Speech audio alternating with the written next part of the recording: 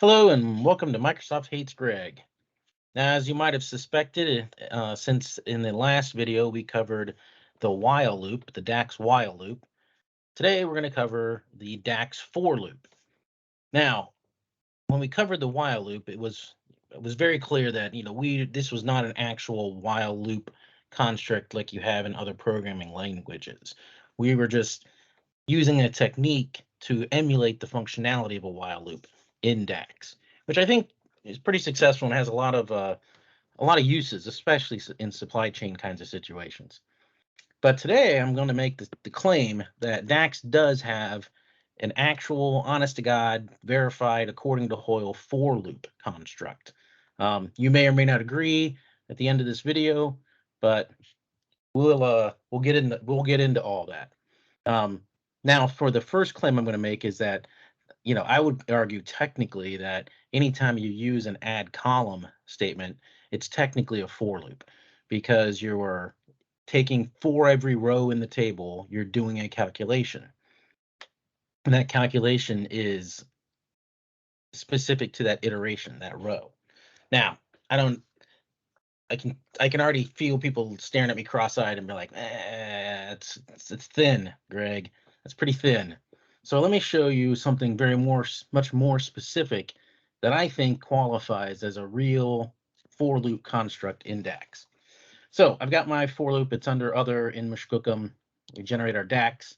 And you can see I have, here's my loop counter n. I've got a sum that I start at 0. I have my loop table. I use generate series from 1 to n. And since I left off the third parameter, it's just going to increment by 1. But I could specify that. So, and then you have a loop table, add columns, where I'm then summing up anything that's earlier than my value. So I'm just using add columns to do some calculation, right? And then I find the max of that value and return it. The sum, essentially. So this is kind of like again, like we had the academic for loop. This is kind of like the academic for loop for DAX. In a for loop, again, I'm not going to belabor the point, but for x equals 1 to 20, x plus plus, add 1 every time through the loop, and then go execute some code, right? Standard for loop stuff.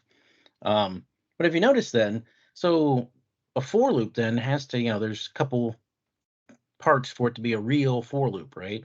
You have to have a starting value, you have to have a known exit value, and then you have to have an increment on your loop counter, right? And then you need to be able to do some kind of calculation every time you go through that loop.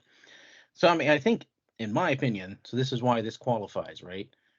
I have a initial condition, I have a known exit condition, and I increment throughout the loop. So this forms, again, this using generate series, just like we did with while loops, this forms a loop structure because the value column that is created by generate series counts up 1, 2, 3, 4, 5, to some exit value. And now I'm using add columns within my loop to do something on each row or iteration. And then I can, I'm preserving the state of all of that. So, okay, so this is the academic version, which I think, in my opinion, qualifies as a real honest to God for loop construct in DAX. And it actually comes in really handy. So one of the places, let me show you, again, I like practical examples. So if I go down here to text and I find my text to table, and let's generate the DAX for that. What you'll notice here is, so basically what I do is I start out with some string of text and I want to turn it into a table. Because it actually is really useful to do that in a lot of cases. And you'll see the same construct in like the replacements and stuff like fuzzy and all over the place. I use this text to table technique. But at its heart, it's a for loop. And here's why, right? So I have my text, which I substitute in some separator. Let's say it's a comma. I separate in the pipe character. So now I can use the path functions, right? And now I just grab the path length of that, and here comes my loop.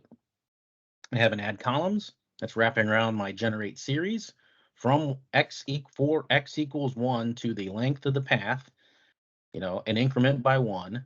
Then for every time through the loop, I add this column in this calculation here. I grab the specific path item. So if the value of The first time through my loop, value is going to be 1. So I'm grabbing the first path item. The next time through my loop, the value is going to be 2. So I'm grabbing the second path item. And the third and the fourth, up to however many words are in that text string, right? So I mean, that's, I don't know. To me, that is that's a for loop, people. But feel free to disagree. But anyway, so there you go. There's the DAX for loop, and works very similar to the DAX while loop. Has very similar concepts. And yeah, hope everybody enjoyed this video, and like and subscribe, and I'll see you guys all next time.